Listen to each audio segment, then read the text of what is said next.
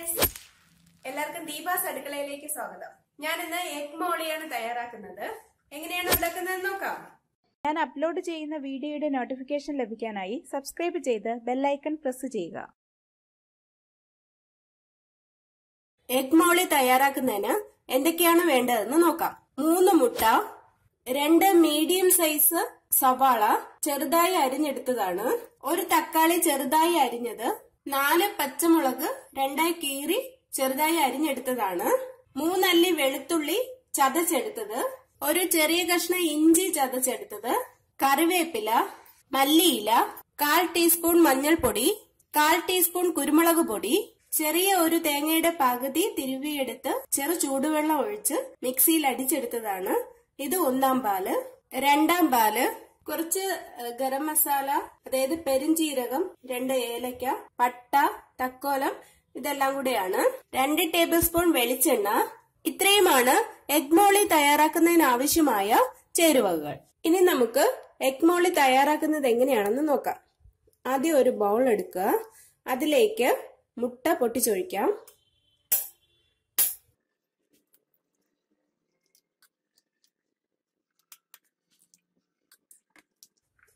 എടുത്തു വെച്ചിരിക്കുന്ന 3 മുട്ടയും നമുക്ക് പൊട്ടിച്ചൊഴിക്കാം.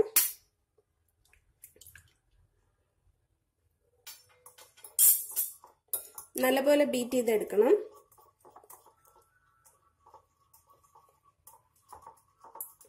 അതിലേക്ക് നമുക്ക് കുറച്ച് മല്ലിയില ചേർത്ത് കൊടുക്കാം. 1 നുള്ളു ഉപ്പ് ചേർത്ത് കൊടുക്കാം. 1 നുള്ളു കുരുമുളക് പൊടിയും കൂടി ചേർത്ത് കൊടുക്കാം. നല്ലപോലെ മിക്സ് ചെയ്യാം.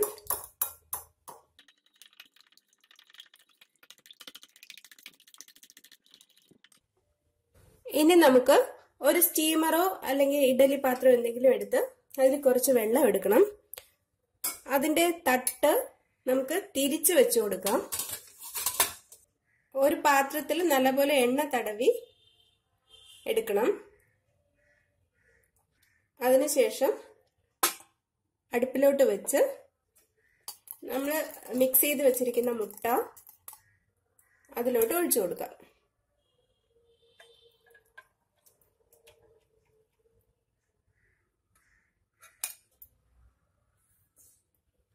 ഇനി ഇത് അടച്ചു വെച്ച് ഒരു 10 മിനിറ്റ് നമുക്ക് വേവിച്ചെടുക്കാം. മുട്ട വേവുന്ന സമയം കൊണ്ട് നമുക്ക് ഗ്രേവി തയ്യാറാക്കാം. അതിനായി ഒരു പാൻ അടുപ്പിലേക്ക് വെക്കണം. പാത്രം നല്ലപോലെ ചൂടായിട്ടുണ്ട്. അതിലേക്ക് നമുക്ക് 2 ടീസ്പൂൺ വെളിച്ചെണ്ണ ഒഴിച്ചു കൊടുക്കാം. ഏതെണ്ണ വേണമെങ്കിലും ഒഴിക്കാം, പക്ഷെ വെളിച്ചെണ്ണയാണ് നല്ല ടേസ്റ്റ് കിട്ടുന്നത്. ഇനി അതിലേക്ക് നമ്മൾ നേരത്തെ എടുത്തു വെച്ചിരിക്കുന്ന പെരിഞ്ചീരകവും ഏലക്കയും എല്ലാം കൂടി ചേർത്ത് കൊടുക്കാം.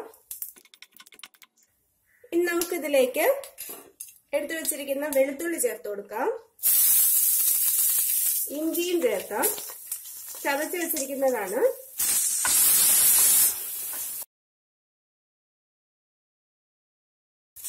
ഇനി അതിലേക്ക് സവാള ചേർത്ത് കൊടുക്കാം. സവാള നീളത്തിന് വേണമെങ്കിൽ വരിക. ഞാൻ ചെറുതായിട്ടാണ് അരിഞ്ഞിട്ടുള്ളത്.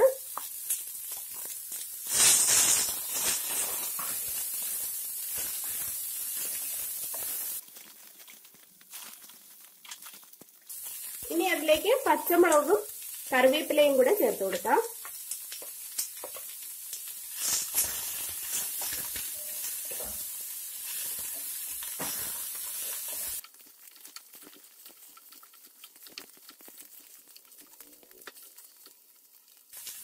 ഒരു ടീസ്പൂൺ ഉപ്പ് ചേർത്ത് കൊടുക്കാം.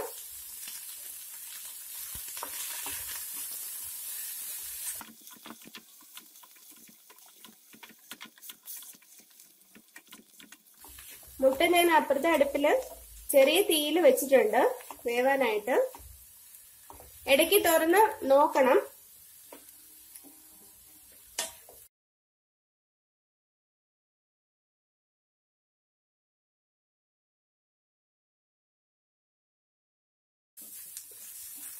എണ്ണ കുറവാണെന്ന് തോന്നിയാൽ കുറച്ച് എണ്ണ ഒഴിച്ചു കൊടുക്കാം. ഞാനിപ്പോ ഒരു ടീസ്പൂൺ എണ്ണയും കൂടെ ഒഴിച്ചു കൊടുത്തിട്ടുണ്ട്.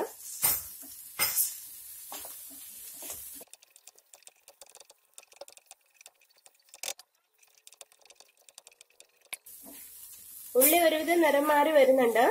ഇനി നമുക്ക് അരിഞ്ഞു വെച്ചിരിക്കുന്ന തക്കാളി കൂടെ ഇതിനകത്ത് ചേർത്ത് കൊടുക്കാം. ഞാൻ ഒരു തക്കാളിയാണ് എടുത്തിട്ടുള്ളത്.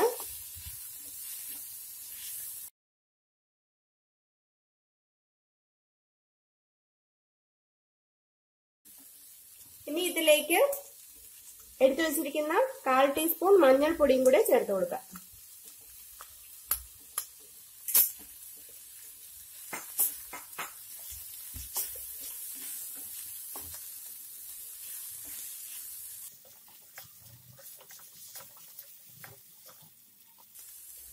നമുക്കിനി കുറച്ചു നേരം അടച്ചു വെച്ച് വേവിക്കാം. തക്കാളി ഒന്ന് വെന്ത് കിട്ടണം.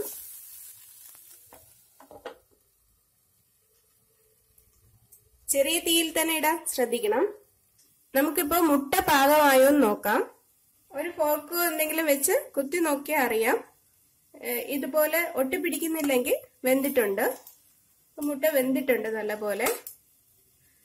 ഇനി നമുക്ക് ഇത് പാത്രത്തിൽ നിന്ന് എടുക്കാം. ഇനി നമുക്ക് ഈ മുട്ടയെ ചെറിയ കഷ്ണങ്ങളായി കട്ട് ചെയ്തെടുക്കാം.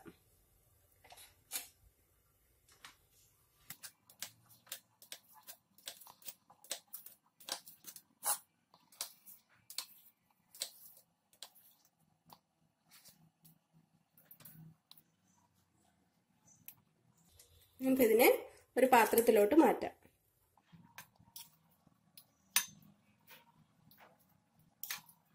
കുറച്ചുകൂടി വലിയ പീസായിട്ട് കട്ട് ചെയ്യണമെങ്കിൽ അങ്ങനെ കട്ട് ചെയ്യാം.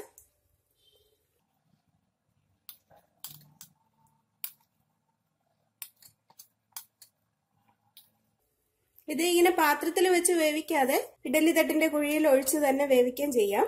അങ്ങനെ വേണമെങ്കിലും എടുക്കാം. ഞാനിപ്പോൾ പാത്രത്തിൽ വെച്ചിട്ടാണ് എടുത്തിട്ടുള്ളത്.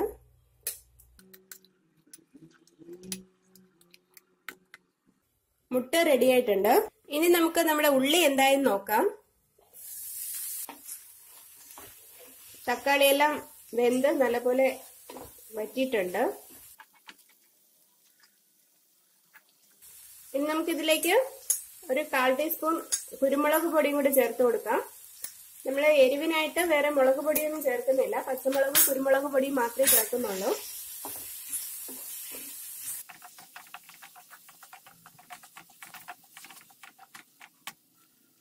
നല്ലപോലെ ഇളക്കിയതിന് ശേഷം എടുത്തു വെച്ചിരിക്കുന്ന 2ാം പാല് നമുക്ക് ഇതിലോട്ട് ചേർത്ത് കൊടുക്കാം.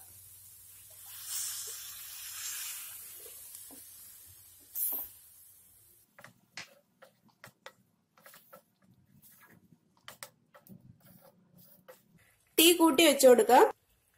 നല്ലപോലെ തിളച്ച് വറ്റണം.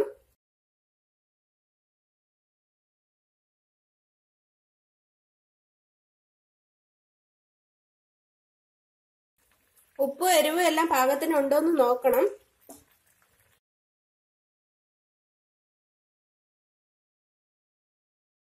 ഇനി നമുക്ക് മുട്ടയും കൂടെ ഇതിനകത്തോട്ട് ആഡ് ചെയ്ത് കൊടുക്കാം.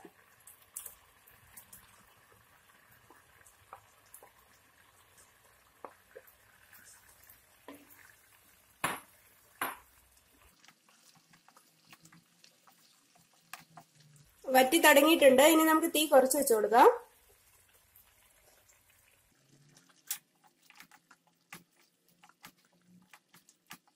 ഞാൻ പച്ചമുളകൊക്കെ നല്ലപോലെ ചേർത്തിട്ടുണ്ട്. അതുകൊണ്ട് നല്ല എരിവുണ്ട്. നിങ്ങൾക്ക് എരിവ് അത്ര വേണ്ടാന്നുണ്ടെങ്കിൽ പച്ചമുളക് കുറച്ച് ചേർത്താൽ മതി. കുരുമുളക് പൊടിയും കൂടെ ഇടുമ്പോഴത്തേക്കും എരിവ് കറക്റ്റായിട്ട് കിട്ടും.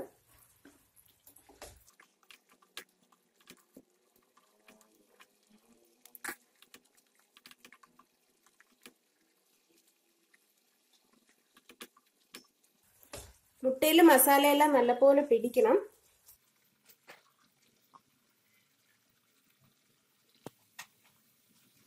നല്ലപോലെ വറ്റിയിട്ടുണ്ട്. ഇനി നമുക്ക് ഇതിലേക്ക് 1ാം പാലും കൂടെ ചേർത്ത് കൊടുക്കാം.